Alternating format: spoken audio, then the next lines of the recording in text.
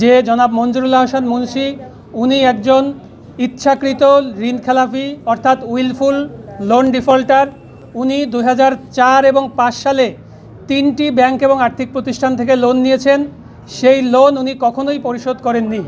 ব্যাংকগুলো তার বিরুদ্ধে অর্থঋণের মামলা করেছে, সেই মামলায় তারা রায় পেয়েছে, জারি মামলা চলমান আছে। খাবারের পছন্দ ভিন্ন হলেও মজার বেলায় সবাই এক। এবং তার মধ্যে একটি প্রবণতা লক্ষ্য করা যায় যে যখনই একটি নির্বাচন ঘনিয়ে আসে তিনি আদালতকে ব্যবহার করে কোনো ধরনের একটি স্থগিতাদেশ এনে কোনো না কোনোভাবে নির্বাচনে অংশগ্রহণ করার চেষ্টা করেন। কিন্তু আনফর্চুনেটলি উনি 2001 সালের পর থেকে আর কখনোই আইনগতভাবে বৈধ প্রার্থী হিসাবে প্রতিদ্বন্দ্বিতা করার সুযোগ পাননি।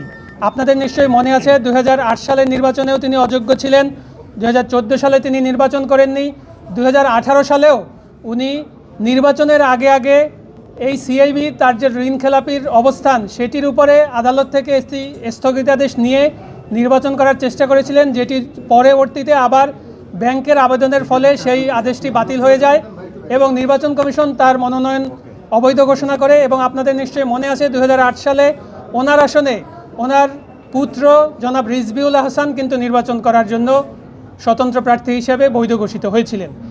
এরপরে আবার 2024 সালের আগে নির্বাচনে উনি অংশগ্রহণের জন্য 2023 সালে আবার কিছু টাকা পয়সা দিয়ে ব্যাংকের সাথে একটি নেগোসিয়েশন করে উনি ওনার ঋণটাকে রেগুলার রাখার চেষ্টা করেছেন।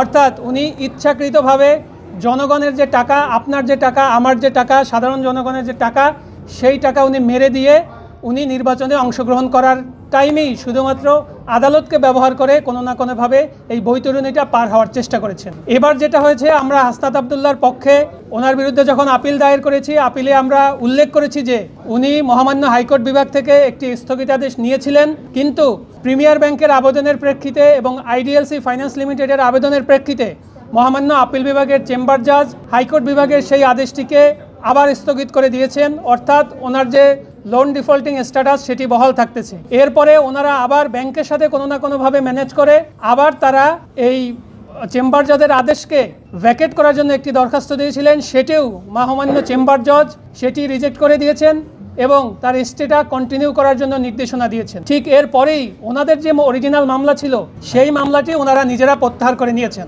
অর্থাৎ ওনারা যে আইনের যুক্তিটা দেখিয়েছিলেন যে যেদিন মনোনয়ন বাছাই হয় সেই দিন তারা আদালতের আদেশ দ্বারা প্রোটেক্টেড ছিলেন, সেটি মাননীয় কমিশন গ্রহণ করেননি, কারণ সাবসিকুয়েন্টলি এই আদেশটি মহামান্য আপিল বিভাগের আদেশ দ্বারা বাতিল হয়ে গিয়েছে এবং ওনার দায়ের করা মামলাই উনি নিজে প্রত্যাহার করে নিয়েছেন। মাননীয় কমিশন আমাদের এই যুক্তিগুলো শুনেছেন।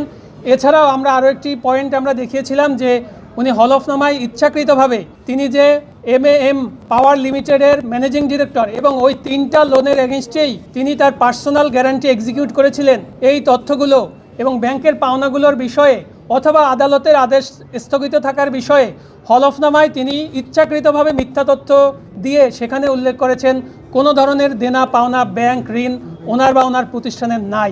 এই বিষয়টিও মাননীয় কমিশন আমলে নিয়েছেন।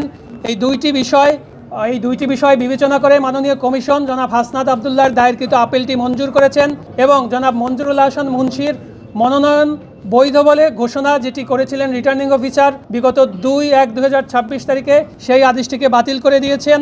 অর্থাৎ এর ফলশ্রুতিতে জনাব মঞ্জুরুল আহসান মুন্সি নির্বাচনে অযোগ্য ঘোষিত হয়েছেন।